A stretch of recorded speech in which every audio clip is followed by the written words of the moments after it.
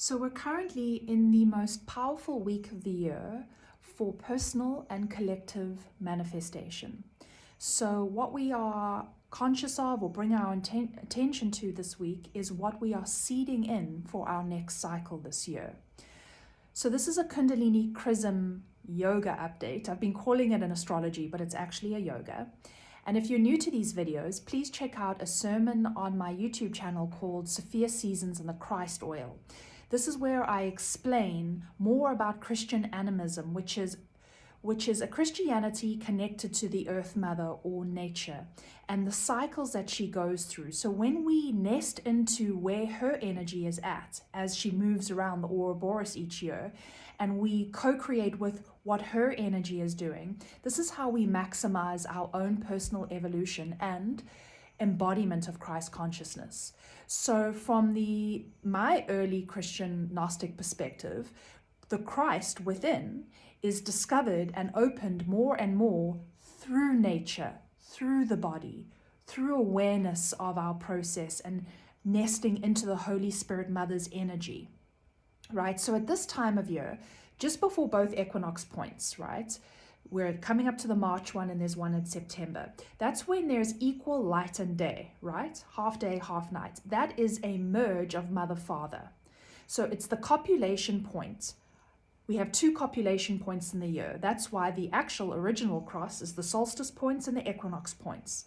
And Christ is found by moving with this cycle, the language of Sophia, your mother tongue.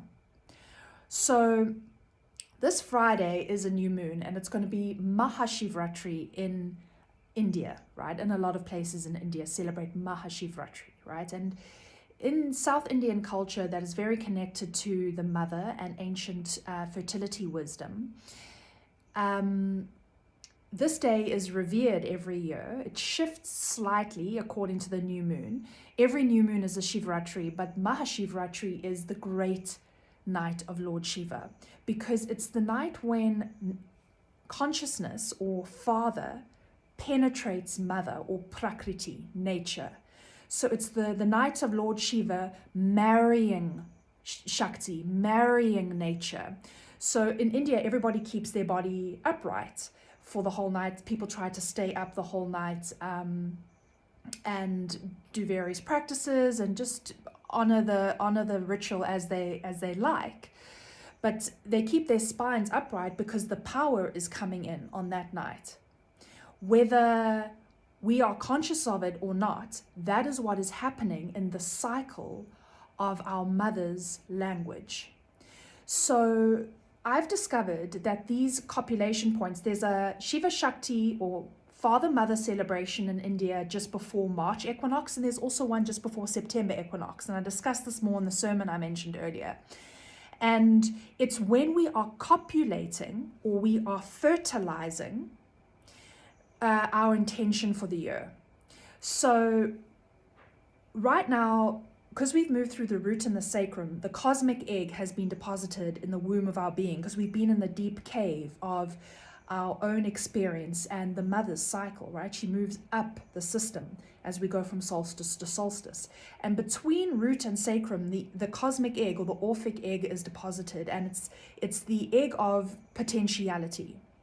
And coming now, Mahashivratri, this Friday, leading to equinox points, is when the power comes in to fertilize that intention. So we must remain conscious this week, and especially on Friday. I wouldn't engage in any other information. I would solely focus on my logos, my word, my power, my intention for my life and the collective. It's if we speak life, justice, freedom for our collective, we speak into our own lives as well. What are you creating? What do you want to manifest? What do you want to let go of? What patterns and healthy behaviors do you want to step into? In whatever way you like to manifest and use your word and take time to contemplate and put that down into your body and into the soil, I would suggest really doing that this week.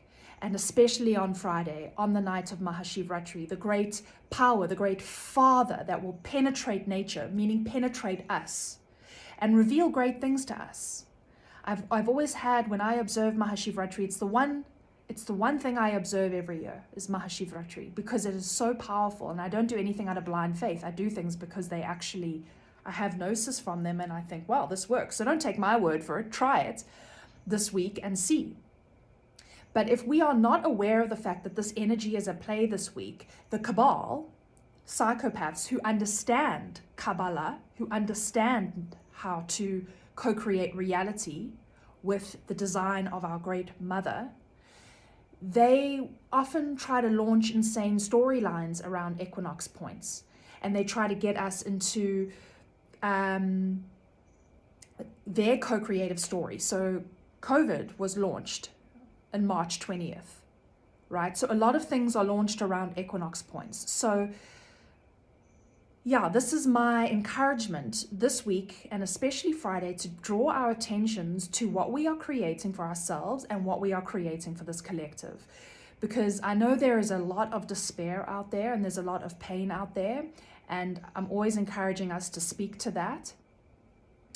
But I also want to encourage us to speak our co-creative reality, to speak what we will have for ourselves and for our sisters and brothers of this world, because this is our beautiful Garden of Eden. This is our mother's body. This is our place to enjoy and experience life with her. And another reminder that we are the daughters and sons of the Most High. Father, Mother, we are their daughters and sons. The one, the power, loves us and wants nothing more than to create a life of fulfillment and pleasure and connectedness with us.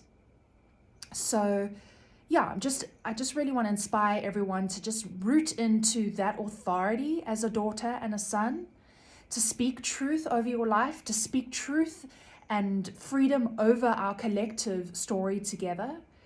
And yeah, to just bring your awareness to what you are fertilizing, because the egg is being fertilized this week. That's what's happening in nature. That's how the language of the mother's body works in Christian animism, that I'm slowly receiving more gnosis over from the mother. So it's happening. So if we can bring our attention to it, and our intention and our logos, we co-create with her our desired reality, not the reality that's given to us by insane people or unhealthy patterns in our personal lives or what we've been submitting to in our lives. That's when we give our co-creative power to somebody else. And our authority and our place on this earth is to come into our sovereign power and to co-create and to fertilize our own egg and say, this is what I'm having. This is what will be. So sending lots of love and blessings. If you observe Mahashivratri, or just blessings on your process this week. Yeah.